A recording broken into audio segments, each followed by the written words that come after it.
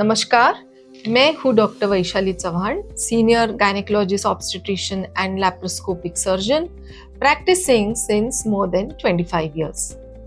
High risk pregnancy के इस series के दौरान हम आज बात करने जा रहे हैं अबाउट इकोस्प्रिन। इकोस्प्रिन क्यों प्रेगनेंसी में प्रिस्क्राइब किया जाता है और इसका क्या महत्व है। कई बार पेशेंट्स कहते हैं कि मैडम हमें तो बीपी नहीं है, फिर भी आप इकोस्प्रिन क्यों लिख के दे रहे।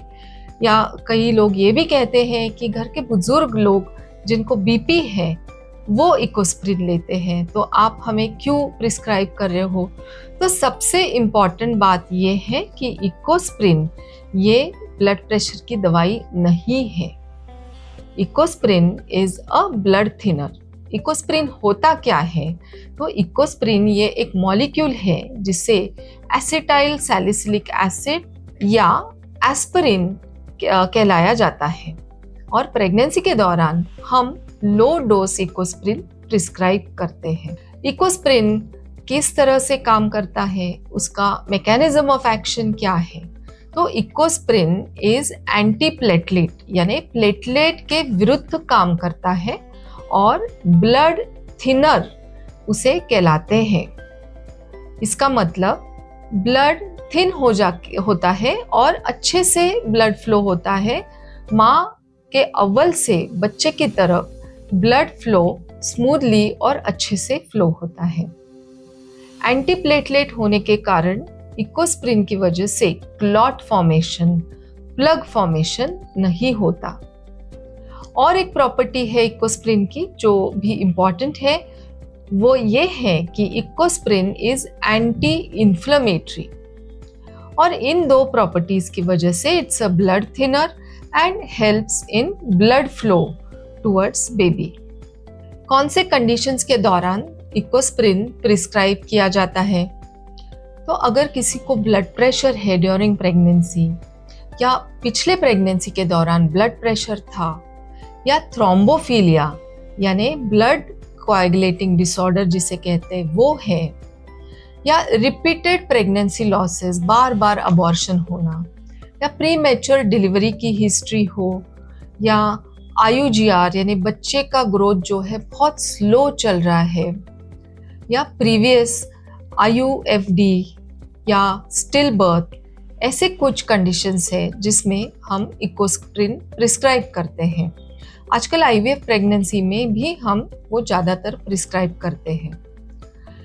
12th वीक में 11 to 13 वीक्स के बीच में हम NT स्कैन एडवाइज करते हैं। तो NT स्कैन ये जो सोनोग्राफी है, इसमें यूट्राइन आर्टरी का रेजिस्टेंस देखा जाता है। अगर रेज्ड यूट्राइन आर्टरी रेजिस्टेंस ऐसे रिपोर्ट आई तो हम तुरंत इकोस्प्रिन एडवाइज करते हैं। लो डोज इकोस्प्रिन यानी 150 milligram of Ecosprin every day, ये इसका डोज है। ये क्यों दिया जाता है? दिस इज ताकि आगे चल के इस पेशेंट को प्रेगनेंसी का ब्लड प्रेशर या प्रेगनेंसी इंड्यूस्ड हाइपरटेंशन न हो। ये जो इकोस्प्रिन है, ये जैसे कि मैंने कहा 150 मिलीग्राम पर डे, ये रात में हम एडवाइज करते हैं, रात के खाने के बाद। और ये कब तक लेना चाहिए? 34 वीक्स ऑफ प्रेगनेंसी तक इकोस्प्रिन लेना चाहिए। After 34 weeks of pregnancy Ecosprin बंद करते हैं।